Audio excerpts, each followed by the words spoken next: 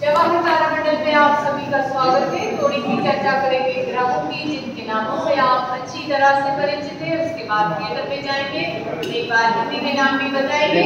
आप सभी तैयार आइए। मरकरी, बुध, वीनस, शुक्र, मार्स, मंगल, जुपिटर, बृहस्पति या गुरु, Saturn, Shani, Uranus, Arun, Neptune, Varun. आप देख रहे हैं ग्रहों में विविधता है। सन के पास की ये चारों प्लैनेट जो सॉलिड सरफेस वाले टेरेस्ट्रियल, इनकी डेंसिटी हाई है, रोटेशन स्लो है।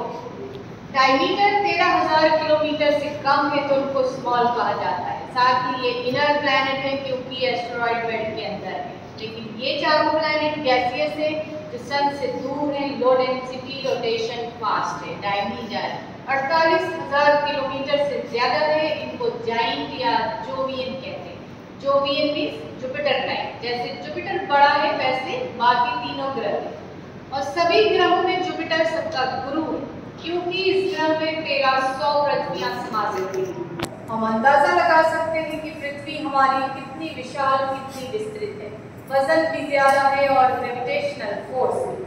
सपोज कीजिए हम जुपिटर पर जाते हैं तो हमारा वेट अर्थ से 2.64 टाइम्स मोर। जैसे मून पर जाने से वेट कम हो जाता है, वहाँ ग्रेविटी 1/6। एक बहुत अच्छे वैक्यूम क्लीनर की उपाधि भी ग्रह को दी गई है क्योंकि ये कॉमेट और मीटेराइट्स यानी धूमकेतु और उल्कापिंड को अपनी तरफ खींच लेता है। और अगर शायद जुपिटर ना होता तो पृथ्वी पर गिरने वाले मीटेराइट्स का नंबर भी हजारों में होता। हम अक्सर बोलते हैं देखो तारे टूट के गिरते, लेकिन वो तारे नहीं होते क्योंकि तारे कभी नहीं टूटते। रोज हम नेचुरल सैटेलाइट देखते हैं, एक ही चंद्रमा देख पाते हैं, लेकिन इस सौर परिवार में सैटेलाइट का नंबर 200 के करीब पहुंच चुका है क्योंकि सैटर्न के ही सिर्फ अपने 145 सैटेलाइट हो गए, जिसमें से टाइटन सबसे बड़ा है। जुपिटर के सैटेलाइट का नंबर है 92 और गैनीमेड सबसे बड़ा है। साइज में देखा जाए तो वो मरकरी से भी 8% ज्यादा, यानी सोलर सिस्टम का सबसे बड़ा सैटेलाइट। सैटर्न दूसरे नंबर का प्लैनेट है। ये इतना हल्का है कि पानी के ऊपर रख दिया जाए तो हमें तैरता दिखाई देगा। इसकी डेंसिटी वाटर की डेंसिटी से भी कम है, 0.7। देखने पर ये ब्रॉड रिंग हमें दिखाई दे सकती है। ये इस प्लैनेट के एटमॉस्फेयर में मिलने वाले डस्ट पार्टिकल और आइस, कंकड़ पत्थर, यही सब मिलकर बले बनाते, ये बनते और टूटते रहते। इस प्लैनेट का रोटेशन बहुत ही फास्ट है, 9 घंटे में कंप्लीट कर लेता है, यानी दिन वहां पर सिर्फ 9 घंटे का होता है। यूरेनस और नेपच्यून ये मीथेन गैस के बने हैं, यानी मीथेन गैस बहुत अधिक मात्रा में। और हम जानते हैं कि मीथेन लाइफ सपोर्टिंग गैस है, लेकिन ये प्लैनेट इतने दूर है और इतने ठंडे कि लाइफ का होना पॉसिबल ही नहीं। यूरेनस को अगर हम अर्थ के साथ कंपेयर करें तो ये 400 टाइम्स बड़ा है। समझ लीजिए अर्थ एक एप्पल है तो ये बास्केट बॉल।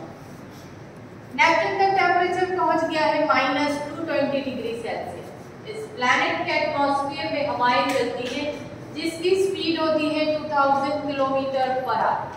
जो बाकी प्लैनेट के एटमॉस्फेयर में हवाएं चलती हैं उसमें सबसे मार्स पर भी 100 किलोमीटर की स्पीड से हवाएं चलती हैं।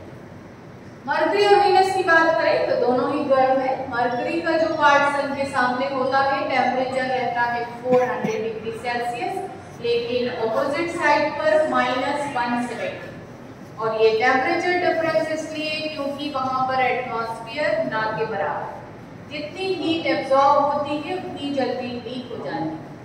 जिस तरह से टेम्परेचर डिफरेंस आपने मून पर भी देखा, क्योंकि मून पर भी एटमॉस्फेयर नहीं। ये चंद्रमा 1 किलोमीटर प्रति सेकंड के हिसाब से पृथ्वी की परिक्रमा कर रहा है। मंगल ग्रह जहाँ फिलहाल जीवन संभव नहीं है, पृथ्वी से दूरी है 22 करोड़ 80 लाख किलोमीटर, लगभग 8.5 महीने का समय लगता है मीन्स जाना और आना, जो कि बहुत ही मुश्किल काम। मार्स का एटमॉस्फेयर तो एक्टिव है लेकिन सरफेस एक्टिव नहीं। आयरन ऑक्साइड कंपाउंड बहुत ज्यादा, ग्रेविटी है 1/3, सनलाइट पहुंचती है 12 मिनट। तो वैज्ञानिक कोशिश में लगे हैं, देखिए आगे क्या होगा। तो हम जानते हैं पृथ्वी ही एक ऐसा ग्रह है जहां पर जीवन संभव। हमारी पृथ्वी 30 किलोमीटर प्रति सेकंड के हिसाब से सूर्य की परिक्रमा कर रही है और 0.5 किलोमीटर के हिसाब से अपनी अक्ष पे घूम रही है।